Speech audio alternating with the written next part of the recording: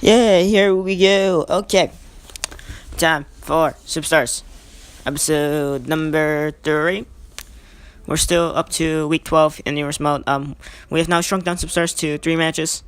First ever episode of Universe Mode after, for the new year. And so, Superstars special. Right here, it's not real special, just gonna be regular episode of Superstars, but shrunk down to 3 matches. I was originally planning to do this, once we got to, like, week 12 and stuff, but nah, let's do it right now, cause just not in the mood to do 5 matches for Velocity, Heat, Metal, and Superstars since they're like not all that important. Raw, SmackDown, these are the important shows. So yeah.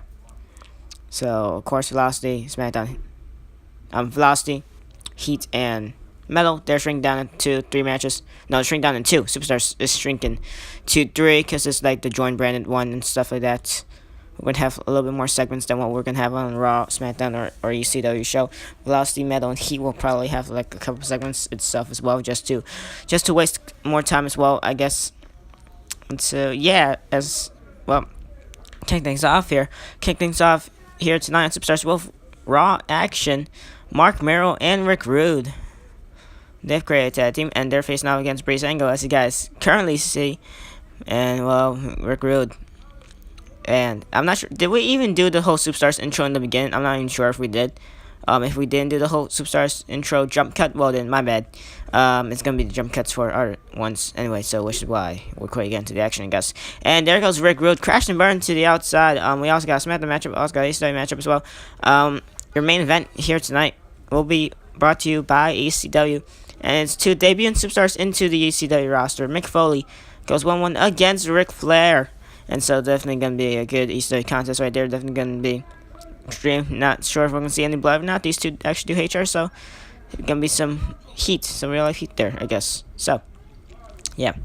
And next matchup, it's going to be SmackDown side of things. And, well, definitely going to be a great one. As number 1 contender for the NXT Championship, Chavo Guerrero, he is going to take on Hideo Itami. Hideo Itami has been having troubles as of late with Kevin Owens. And so, he'll face off against number 1 contender for the NXT Championship, for Mr. Perfect's NXT Championship, which is Chavo Guerrero, all 4 men, Kevin Owens, Mr. Perfect, Chavo Guerrero, Hideo Itami, all consistent up on the SmackDown roster. So, SmackDown, they ruled the NXT title contention and the title. So, yeah, ironically enough, since they won the championship, won the Superstars 1 championship, and then won their SmackDown Superstars, won the no one contenders thing. So yeah, and that's it right there. Tapping out to a camel clutch. Rick Rude. Fandango picks up victory for Breezango. Much needed victory. They've been down in dump stats of late. So anyway, here we go. Moving on to your second contest, SmackDown section. Definitely gonna be a highlight reel here tonight. Chavo Guerrero, Hideo Itami, 2 great talents. We shall move on over to the matchup. Brought to you by SmackDown. And ladies and gentlemen, what's this? Mr. Perfect, the NXT champion, of course, he is representing SmackDown as well, and he is attacking number 1 contender for the NXT championship, Chavo Guerrero. They're not going to face off against each other until the SmackDown exclusive Bound for Glory pay-per-view. As you see right now, Mr. Perfect just attacking Chavo. Chavo trying to fight back. As you see right there, boys, man, top the table now. And students fire extension, but see right there, somewhat of a dropkick, and another dropkick by Mr. Perfect, Kurt Hennig, also known as a series. There are multiple shots with that fire extinguisher. There goes Chavo Guerrero not gonna have his match against Hideo Itami. And so let's see right there, Chavo again sent right into the foldable chair. And now Mr. Perfect, oh no, and the perfect plex. That fishman suplex he calls the perfect plex. And the second one, first time through the table, second one through the broken piece of the table, throwing the fire extinguisher at Chavo. And now Perfect, using that motorcycle, running into him. Onto the leg. Mr. Perfect, the NXT champion, walks away maniacally. That is sick. A sick, disgusting display by NXT champion, Mr. Perfect. Well, ladies and gentlemen, Hideo Itami, I'm getting word that he's finished his entrance. He's in the ring. So then who is going to be his opponent? We shall see. Tommy, wait, let's see. Wait, what? Kevin Owens, the man who has been giving Hideo Itami, well, like I said, a difficult time. And so I see right there nailing the dropkick. KO. Kevin Owens. Kevin Steen. Also known as, but we're gonna call him Steen because we put him that first name. Where? Anyway now. Oh no. Off the ropes. No, onto the chair. And pop up power bomb by Steen. To A.A.W. Tommy. Right through a chair. Steen. Walking away. Ladies and gentlemen, complete and early chaos erupting for SmackDown side of things. Kevin Steen attacking A.A.W. Tommy shortly after. Mr. Perfect just attacking Chavo Guerrero. Well, ladies and gentlemen, moving on and quickly moving on to A.A.W. action. I guess. Wow, we quickly going by this episode there. Well, it's not a special. So Velocity, Heat, and Mel. And Superstars, they're not supposed to be that lengthy. They're supposed to be probably 10 something. Supposed to be 10 something minutes. I forget. I was watching YouTube video on the Chromebook, which is why I opened it up, and which is why you guys probably heard some audio in the background there. Anyway, so Ric Flair and Mick Foley here definitely gonna be interesting contest. This is the ECW side thing, so they are now officially on the ECW roster. They'll have more matches on ECW. But now, here's the thing. We have such stacked rosters for Raw, SmackDown, and ECW that we're not going to be putting all the main superstars on shows, which we're going to have to be kicking off the shows with probably Battle Royals just to showcase our talent, I guess. But, I don't know, not fully sure. Not on time, though, but definitely not going to do that on week 12. I see right there, Ric Flair completely missing Foley. Hitting his steel steps. Hitting his head, back his head onto those steel steps. And now Foley with the snap mare to Ric Flair, trying to rip apart the neck. Snap the neck. Well, that's why it's called a snap mare. I don't know what I was trying to accomplish with that, but okay. Anyway, now Flair has Foley up with the power driver. Classic ECW move right there. And Foley just gonna fall down. Well, definitely Foley trying to get back up. Well, at least Flair trying to pick Foley back up. Foley felt the effects of that one in a very hard way, and so Foley just simply falling down of pure, just probably exhaustion. Well, not exhaustion, but just pure pain. And double unhook Tiger suplex. Well, never mind. Well, double unhook suplex, my bad. Now Tiger suplex. And now Foley choking the little lights out of Flair, but now Flair counters, mounted punches, ground and pound. Foley getting out of it. Foley now with the Boston Crab.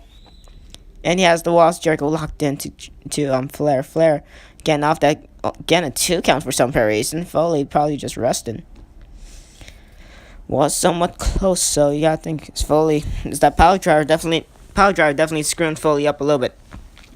As see right now, we do not have a time limit for the matches, cause I don't know, cause all these attribute things that we put for all 9 nights, I thought it was gonna take forever since it took forever on A.A.W, but no, it's not taking forever on Universe mode. So guess that was just a coincidence for Adrian now versus Cesaro at the Royal Rumble thing. I'm not gonna spoil anything for A.A.W, but just watch it, I guess. I'll leave a link down in the description, like I've been doing for the past couple of videos ever since we started the A.A.W career mode. But that's separate away from Universe mode. Different rosters, well, definitely more. Also, not to mention super duper smaller roster, one brand to maintain, so of course easier stuff. But yeah, we still struggle to showcase all of our guys since we still do have a lengthy amount of guys, only 6 matches. So yeah. Anyway, Flair now trying to make Foley submit here, trying to rip apart the arm, but Foley once again counters that snapmare into the pin, trying to pick up a quick victory here tonight. Only a 2 count as Ric Flair does kick out. Very resilient is the Nature Boy, Ric Flair. His hair looking ridiculous, but Flair. Now the leg strength, trying to rip apart the leg of Foley. So far, none of these men are really using all the main weapons. To be fair, have they? No, I don't think they haven't used any weapons. This is no disqualification, so false count anywhere as well. So they could use that false count anywhere rule, but also, no disqualification. So basically, could use any weapon, but so far, not getting any weapons. Could use those thumbtacks, whatever. Could use weapon on the outside, could put him through a table, stuff like that. Anyway, now Foley, backwards in vertical time drop. Foley yelling, bang bang. Vintage, Mick Foley. And now, nailing a little bit of an elbow drop. Gonna use thumbtacks, never mind. And now off the ropes goes Foley. Well, he rocks into a snapmare from, I guess he runs to a snapmare by Ric Flair. Snapmare mania and double unhook suplex again from Foley. Taking down Ric Flair. This is a very boring matchup, not gonna lie. A.A.W. not doing too well here with these two old guys here. Well, if it was Foley versus someone else, definitely would be a better matchup. Anyway, now back suplex, and ladies and gentlemen, there goes Mick Foley to the outside of the ring, and now Ric Flair just gonna get pushed away for his troubles. Retrying, and now half leg crab onto Mick Foley, trying to just wear down his leg, I guess. Soften it up for that figure four leg lock, that dragon screw to set for figure four leg lock by Steer there. That step through neck breaker by Mick Foley gets the job done well enough for Foley to get the upper hand as he does regain it with that monkey flip. So now Flair, trying to get back up, only just falling back down. And now Mick Foley with that tablet, gonna use that Android device, or is it an iPad? We don't know. I think no, it looks like an iPad. So yeah, he's gonna use the iOS device. Is he? Well, nails the snap mirror through the foldable chair. Goes Ric Flair. Yay! Finally something interestingly somewhat hardcore. I guess not much, but still I guess. And now, Ric Flair definitely feeling the effects of that. His back, his neck, his neck getting snapped off the snap mirror, of course, and his back falling onto that chair. Nice landing, and now doing the snap mirror of his own. Snap mirror mania here by these two guys, and I swear it's really it's probably one of the most averagest matches, the most average match I've seen here in Universe Mode, probably. I don't know why, it just feels, I said it feels boring, but it just feels, it's getting me hooked. I'm not getting extremely bored of it, but it's just doing something that's not right, but not wrong.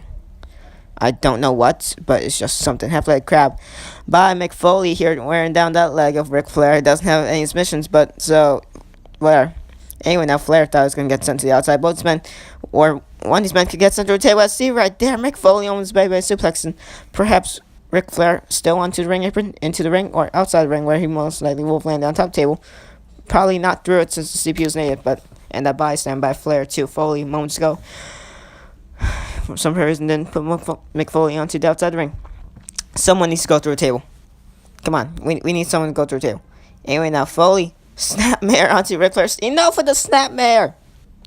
Just enough of the snap mare. And now, Foley has the upper advantage here. Well, at least he had it as he simply walking away. He had enough of this. Someone go through a table. Someone go through a table. Someone go through a table. Stiff jab by Foley. Off the ropes goes Flair, step through neck breaker by Mick Foley. And now crossface, Ric Flair immediately getting back up. Foley just going to transition into a headlock. That was nice. And now, Ric Flair for headlock of his own to Mick Foley. And, there goes Flair. Crashing and burning to the outside. This Ric Flair. Now, Mick Foley. Ric Flair not done too well in here. And Mick Foley with the upper hand.